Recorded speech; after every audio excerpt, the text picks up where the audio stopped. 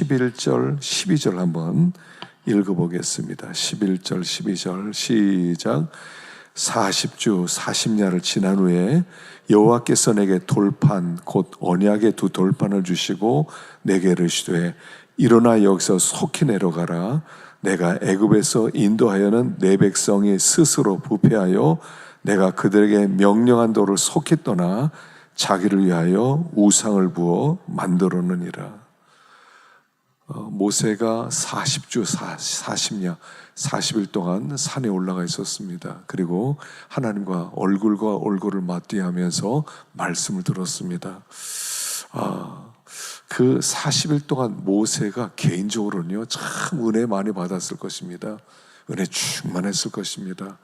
생각해 보세요. 하나님을 얼굴과 얼굴을 대하여 보는 거죠. 모세가 죽은 다음에 하나님께서 모세를 그렇게 평가하시거든요. 그는 내 얼굴을 대면하여 본 자다. 하나님의 얼굴을 대면하여 보면서 하나님의 말씀을 듣고 또 은혜를 받고, 아마 모세는 이 40일이 천국이었을 것입니다. 여러분, 은혜를 받으면 천국이 됩니다. 말씀이 충만하게 채워지면 천국이 됩니다. 여러분, 가만히 생각해 보면 한때 은혜 많이 받았을 때를 한번 생각해 보세요. 천국이에요. 그냥 내가 여기에 사는 건지 천국에 사는 것인지 모를 만큼 그런 풍성한 삶이 은혜 충만한 삶이에요. 그래서 은혜 받으면요 이렇게 높이 올라가서 아래 이렇게 내려다보는 것 같아요. 여러분, 그런 체험 해보셨어요? 은혜 많이 받았을 때 마치 내가 이렇게 하늘 산 꼭대기에 올라가서 이 땅을 내려다보는 것 같이 참 이 세상이 하찮게 보이고 하나님이 참 가깝고 은혜로 넘치는 그런 천국 같은 생활, 40일 동안 모세는 그런 천국이었을 것입니다. 그런데 갑자기 하나님이 뭐라고 하시냐면 속히 내려가라, 속히 내려가라, 빨리 내려가라는 겁니다. 왜냐하면 백성들이 타락했다, 금송아지 만들었다, 빨리 내려가. 여기에 보니까 속히 내려가라 그래요. 속히. 이 속히란 단어예요. 자, 이스라엘 백성이 모세를 못 본 지 40일밖에 안 됐어요. 40일. 40일 만에 그들이 타락했다는 거예요. 여러분, 사람들이 타락하는 데는 시간이 많이 안 걸려요. 은혜를 많이 받았는데 타락하는 것은요 한순간이라는 거예요. 40일 만에. 그들이 어떤 사람들입니까? 지난 1년 동안 하나님의 은혜를 얼마나 많이 받았습니까? 애굽에서 하나님의 능력을 보고요, 홍해를 건너고요. 이 홍해 건너 사건이 보통 사건입니까? 쓴 물에 나무를 던지니까 단물이 되고, 또 하나님이 만나를 주시고 반석을 치니까 거기서 물이 내려오고, 불기둥과 구름기둥이 친히 그들의 앞길을 인도하고, 그들이 그야말로 이 1년 동안 받은 은혜는 상상 초월입니다. 더군다나 그들이 하나님의 백성으로 산 위에 올라와서 하나님의 말씀을 받았을 때 어마어마한 은혜죠. 근데 타락하는 것은 한순간이에요. 여러분, 우리가 은혜를 받지 못하면요 40일도 안 걸려요. 사람들이 이렇게 생각해. 나 옛날에 은혜 많이 받았어. 근데 그 은혜가 지금 있는 줄 알아요? 없어요. 내가 1년 전에 밥을 많이 먹으면 지금도 배가 부릅니까? 지금 밥 먹어야 돼요. 은혜는 항상 현재형이에요. 사람이 하나님 떠나는 거 40일도 안 걸려요. 옛날의 믿음이 내 믿음이 아니에요. 매일 은혜를 받지 못하면 우리는 쉽게 하나님을 떠날 수 있다는 것을 여기 보여주는 것입니다. 사람들의 마음은요 항상 타락할 가능성이 있어요. 항상 우상을 만들 가능성, 하나님 떠날 가능성, 믿음 떠날 가능성, 배교할 가능성 항상 우리에게 있어요. 우리가 그렇게 대단한 존재가 아니에요. 우리가 그렇게 막 믿음이 견고해서 흔들리지 않고 그런 존재가 아니에요. 물론 신앙의 연조가 좀 깊은 사람은 조금 낫겠지만 그래도요 은혜 못 받으면 별 볼 일 없어요. 40일 동안 40일 동안 모세를 통해 말씀을 듣지 못했더니 그냥 금송아지 만들어 놓고 춤을 추면서 방탕하게 되더라 하는 겁니다. 이게 인간의 정체예요. 우리의 정체예요. 우리가 40일도 안 걸려서 타락할 수 있다는 거, 그렇게 연약한 사람이니까 요거 기억하라는 겁니다. 그래서 항상 우리 근신해야 돼요. 항상 은혜를 받아야 돼요. 항상 하나님을 의지하지 않으면 우리는 그렇게 타락할 수밖에 없다는 겁니다. 자, 하나님이 13절에 또 뭐라고 하십니까? 13절 시작. 여호와께서 또 내게 말씀해 이르시되 내가 이 백성을 보았노라. 보라, 이는 목이 곧은 백성이니라. 목이 곧은 백성이라고. 이 목이 곧은 백성이라는 걸 계속 강조하시죠. 목이 곧은 백성이다. 목이 뻣뻣하다, 구부러지지 않는다, 교만하다, 또 완고하다, 강팍하다, 이런 뜻이죠. 이게 우리들의 정체성이에요. 목이 곧은 백성, 목이 뻣뻣하고 교만하다는 것은요, 암보다 더 무서운 거예요. 우리는 암에 걸렸다 그럼 정신 번쩍 나고 암에 걸렸구나, 큰일이구나 이런데 사실은요, 교만한 것이 암보다 몇백 배, 몇천 배 무서운 거예요. 암에 걸리면 이 육신의 몸을 우리는 상하게 하지만 교만한 것은요, 영을 상하게 하거든요. 그래서 하나님은 이 교만한 것을 가장 싫어하신단 말이에요. 우리는 이렇게 생각하셔야 돼요. 나는 불치병 환자다. 불치병 환자. 나는 고질병이 있다. 그 고질병은 목이 곧은 병이다. 나는 교만병에 걸려 있다. 하여간 교만병에 걸려 있는 줄 알아야 돼요. 지병이 있는 줄 알아야 돼요. 지병이 있는 사람은요, 항상 조심합니다.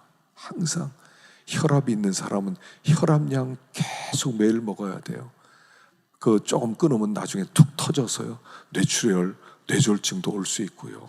계속 약 먹어야 돼요. 당뇨병 걸린 사람 계속 약 먹는 거 조심해야 돼요. 그러니까 당뇨병 환자는 잠을 많이 자야 된대요. 잠을 많이 자야 된대요. 그리고 먹는 거 조심하고 운동하고.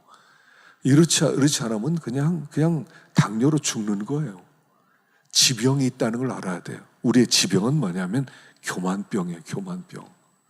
그래서 목이 뻣뻣해서 고개를 숙이지 못하고 하나님 앞에서도 고개를 뻣뻣하게 세우고 하나님의 말씀을 듣지 않으려고 하는 그런 교만병이 우리에게 있어요.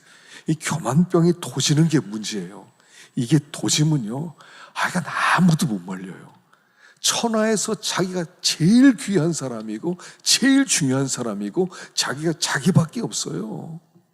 교만병에 걸리면 여기 이게 한번 도지면요, 대책이 없단 말이에요. 목이 뻣뻣하다. 그래서 이 목이 뻣뻣한 것은 다른 거 없죠. 계속 은혜를 받아야 돼요. 우리가 타락하지 않으면 은혜를 계속 받아야 돼요. 하여간 계속 나는 은혜가 필요하다. 하나님의 말씀이 필요하다. 나 말씀을 먹지 않으면 나는 언제든지 넘어질 수 있다. 항상 은혜를 사모해야 돼요. 성도들은요, 누구든 똑같아요. 은혜를 사모해야 살아요. 말씀을 들어야 사는 거예요. 안 듣고도 살 수 있는 사람은 없다는 것입니다. 그래서 여기 시편에 보면 63편 1절 한번 봅시다. 시편 63편 1절 시작. 하나님이여, 주는 나의 하나님이시라. 내가 간절히 주를 찾되 물이 없어 마르고 권핍한 땅에서 내 영혼이 주를 갈망하며 내 육체가 주를 앙모하나이다. 여기에 동사가요, 주를 찾되, 주를 갈망하며 주를 앙모하나이다. 이게 미완료형이에요. 히브리어에는요, 시제, 동사 시제가 두 개밖에 없어요. 하나는 완료되느냐, 미완료되느냐, 아직 완료되지 않았느냐. 미완료됐다는 건 이미 결론이 났다는 것이고요, 미완료는 계속 진행이라는 거예요. 이게 미완료형이에요. 내가 간절히 주를 찾고 있는 중이고, 주를 갈망하는 중이고, 내가 주를 앙모하는 중이라는 거예요. 이게 성도의 정체성이에요. 성도는 계속해서 미완료형이에요. 은혜 계속 사모하셔야 돼요.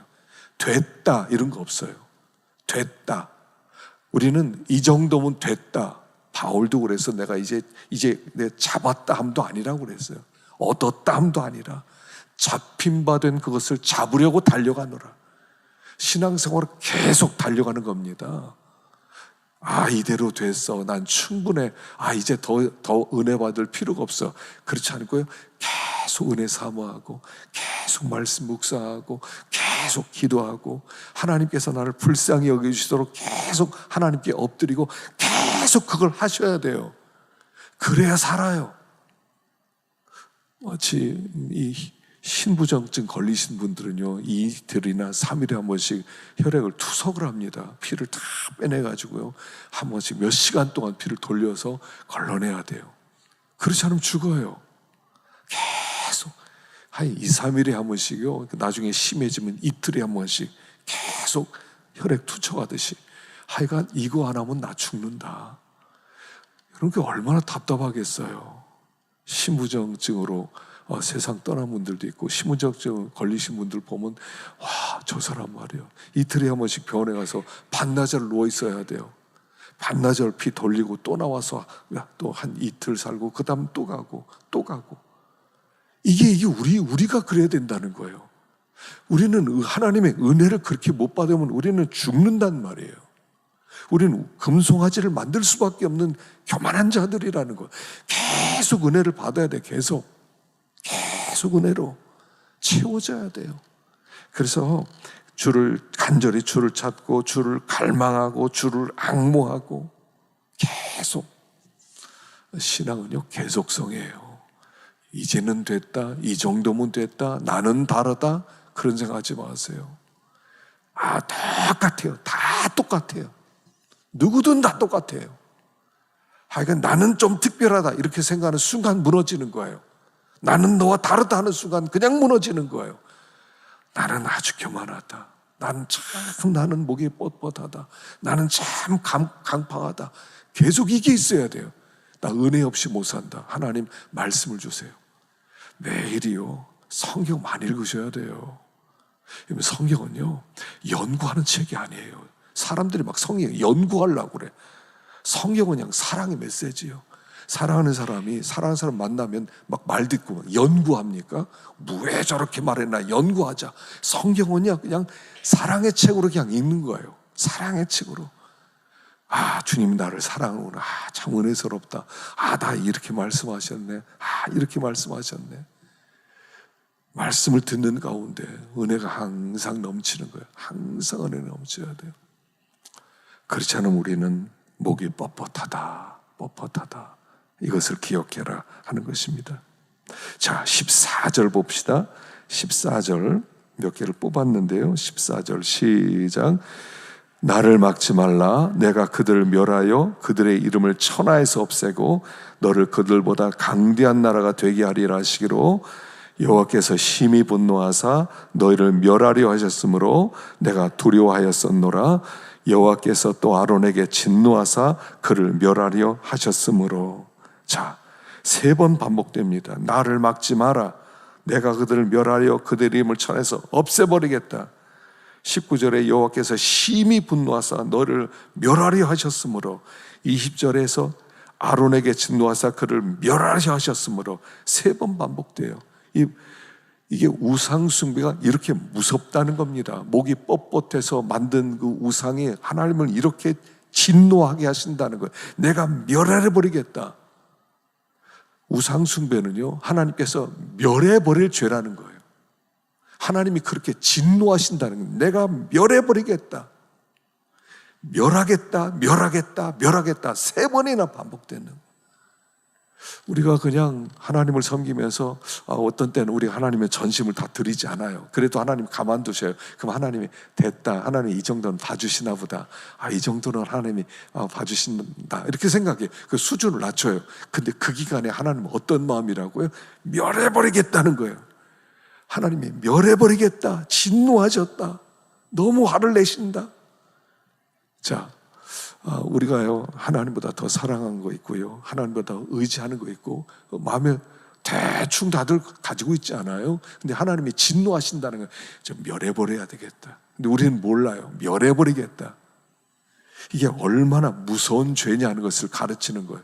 왜 우리가 목이 뻣뻣하면 안 되느냐, 왜 은혜 속에 살아야 되느냐, 우리도 모르는 사이에 우리가 그렇게 우상을 만들고 하나님 떠나는 것을 쉽게 생각하기 때문이라는 거예요. 항상 은혜로 채워지고 항상 하나님을 바라보지 않으면 하나님께서 멸해버리겠다, 진멸해버리겠다. 우리는 뒤로는 하나님 나 봐주시네, 하나님 사랑하시는가 보다, 내버려 두시네, 이렇게 생각하고 있다는 거예요. 진멸해버리시겠다. 자, 생각해 보세요. 오늘 하루를 생각해 보세요. 오늘 하루 어떻게 보내셨어요?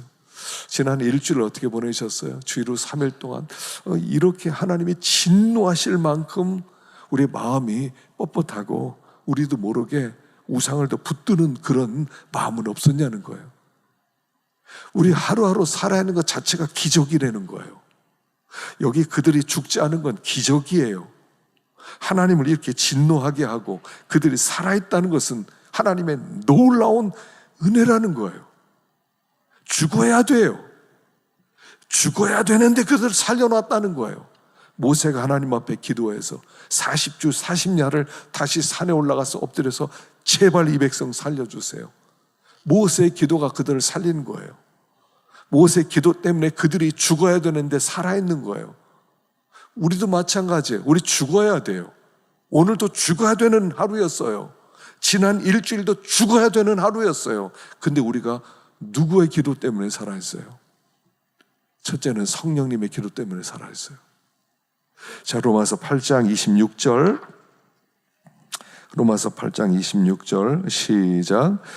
이와 같이 성령도 우리 연약함을 도우시나니 우리가 마땅히 배일 바를 알지 못하나 오직 성령이 말할 수 없는 탄식으로 우리를 위하여 친히 간구하시느니라. 성령께서요, 탄식하면서 나는 뭘 기도해야 될지 몰라요. 이스라엘 백성들이 우상 만들었고 뭐를 기도해야 될지 몰라요.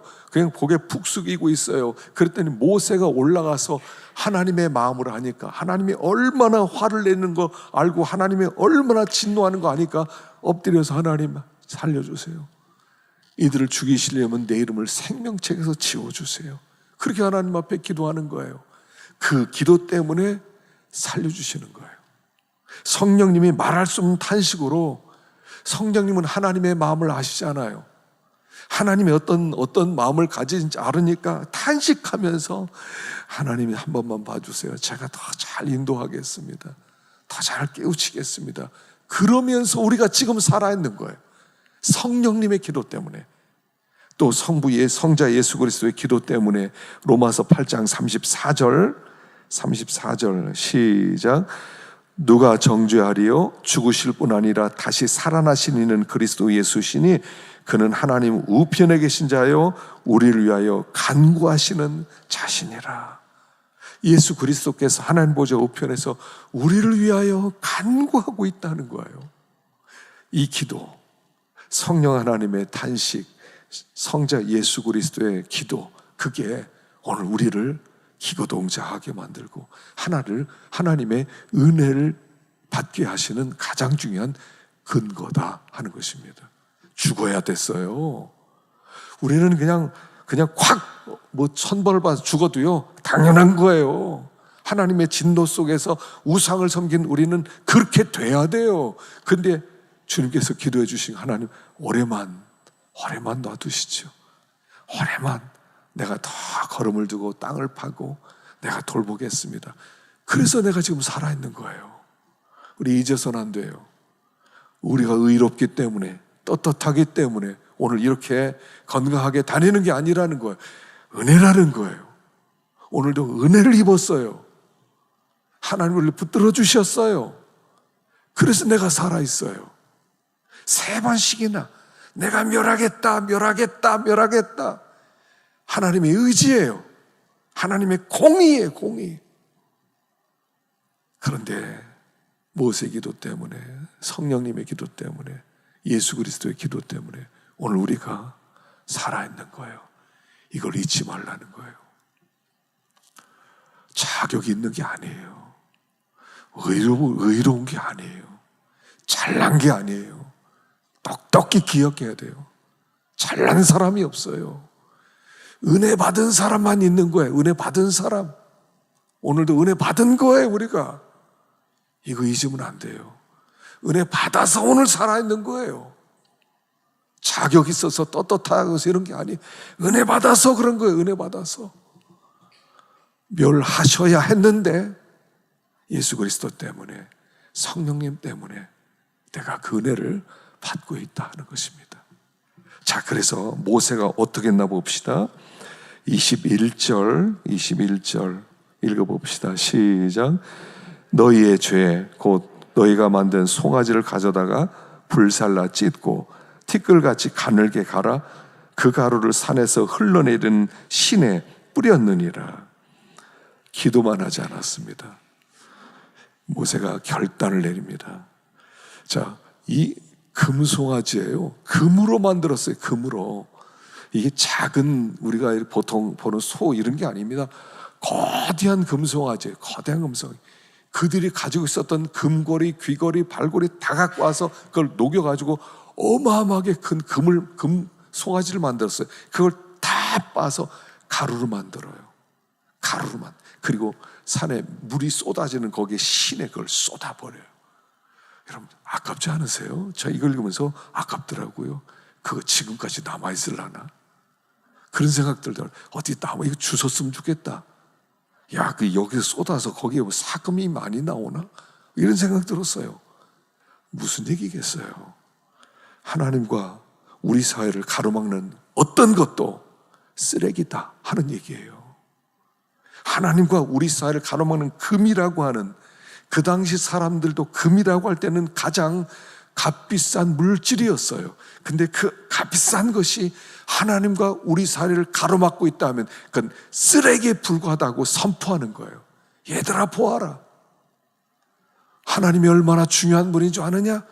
너희들이 가장 중요하게 여기는 그 금이 하나님과 너희 사이를 가로막고 있다면 그건 갖다 버려야 될 배설물에 불과하다라고 선포하는 거예요. 우리가 이걸 알아야 돼요. 세상에 가치 있는 것, 그거 중요한 것만 생각하고 하나님이 얼마나 더 귀한 분인지 몰라서는 안 된다는 거. 하나님이 얼마나 소중한 분이냐는 거예요. 하나님이 얼마나 귀한 분이냐. 하나님 놓칠 바에는 금덩어리 없는 게 낫다. 뭐가 귀합니까? 금이 귀합니까? 하나님이 귀합니까? 사실 우리가요, 이거 하나님이 귀하죠. 정답입니다. 그러나 삶에 들어가면 하나님보다 금이 더 귀합니다. 금을 얻을 수 있다면 우리는 하나님은 언제든지 버릴 수 있습니다. 그게 모든 사람들이 갖고 있는 공통점이에요. 하나님은 정말 귀한 분이다. 하나님 없이는 못 삽니다. 하나님만 있으면 금은 언제든지 있기도 하고 없기도 하는 겁니다. 말은 그렇게 하는데 삶의 현장으로 들어가면 금 때문에 우리는 얼마나 방황을 합니까? 얼마나 고민을 합니까? 금 그러면 다 꺾어갑니다. 모든 일에 그것을 얻기 위해서 발버둥 쳐나가고 있지 않냐는 거예요. 하나님과 우리 사이에 가로막힌 그 어떤 것이라도 하나님이 있으면요 다 있고요, 하나님이 없으면 다 없는 거예요. 이스라엘 백성이 얼마나 우상 숭배 많이 합니까? 그래서 하나님을 얼마나 우습게 여겼습니까? 그래서 금을 많이 얻었습니다. 그리고 나라가 망했습니다. 어떻게 됐습니까? 그 금 다 어떻게 됐어요? 그들이 가지고 있었던 자유는 어떻게 됐습니까? 그들이 누리고 있었던 평화는 어떻게 된 겁니까? 하나님이 없으면 다 없어지는 거예요. 하나님을 빼앗기면 다 빼앗기는 거예요. 항상 기억하셔야 돼요. 하나님 없으면 다 없는 거, 하나님 있으면 다 있는 거. 사람들이 와서 다 빼앗아 갑니다. 그냥 하나님만 의지하고 붙들고 있습니다. 나중에 보면 하나님이 다 회복시켜 주세요. 다 회복시켜 주세요. 빼앗겨도 빼앗기는 게 아니에요. 우리는 빼앗겨서 아까운 것만 생각해요. 떠난 것만 생각해요. 하나님 다시 회복시켜 준다는 걸 생각을 안 해요. 지금 손에 붙들고 있으면 내가 붙들고 있다고 생각해요. 하나님을 없으면, 하나님을 빼앗기면 이거는 내 거 아니에요. 하나님이 나를 도와주셔야 내 모든 걸 지켜주는 것이지. 하나님께서 집을 지켜주지 않으면, 잠을 자지 않고 수고하고 애를 쓰는 게 뭐가 유익하겠으며, 하나님이 성을 지키지 않으면 파수꾼의 경성함이 허사로다.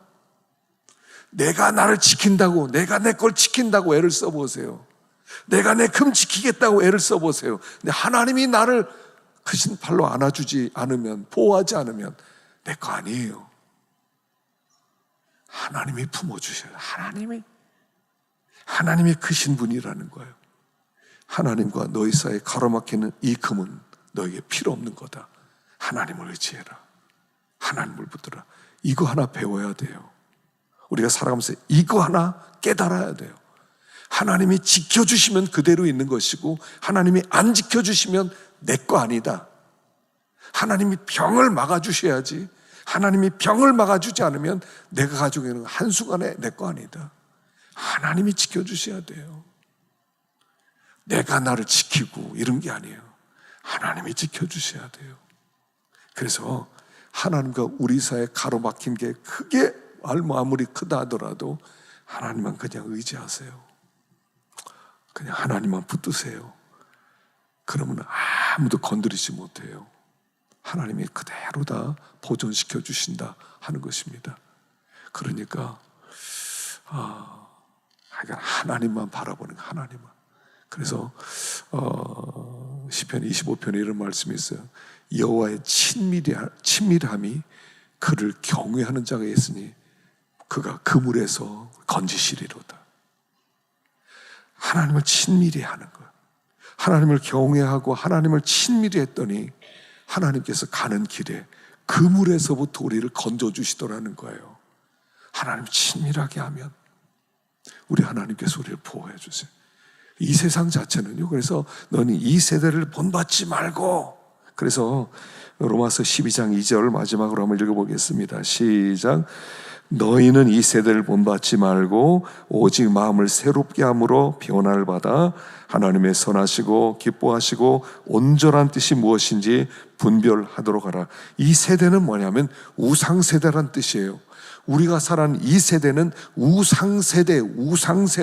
모든 사람들이 우상을 붙든 세대예요. 이 세대를 본받지 말고, 본받는다는 것은 틀을 만든다는 거거든요. 이 세상 사람들 패턴에 너희를 집어넣지 말고, 돈이 제일이고 그게 돈이 있고 그 다음에 하나님 섬기고 이런 패턴을 섬기지 말고 마음을 새롭게 해라. 새 패턴을 가져라. 세상 사람들의 그 패턴대로 움직이지 마라. 너희들은 새로운 패턴을 가져라. 하나님이 가장 귀하다. 세상에서는 물질이 귀하다, 금이 귀하다 그러지만 우리는 하나님이 귀하다 하는 그 패턴을 가져라. 우상세대를 따라가지 말아라. 그래서 마음을 새롭게 함으로 변화를 받아서 하나님의 선하시고 기뻐하시고 온전한 뜻이 무엇인지 분별해라 라고 말씀하는 것입니다. 우리는 유혹이 많은 세대를 살아갑니다. 삶의 현장 속으로 들어가면 다 안 믿는 사람들이 포진되어 있습니다. 그들이 가진 일반적 상식들이 있습니다. 그 상식을 뛰어넘으라는 것입니다.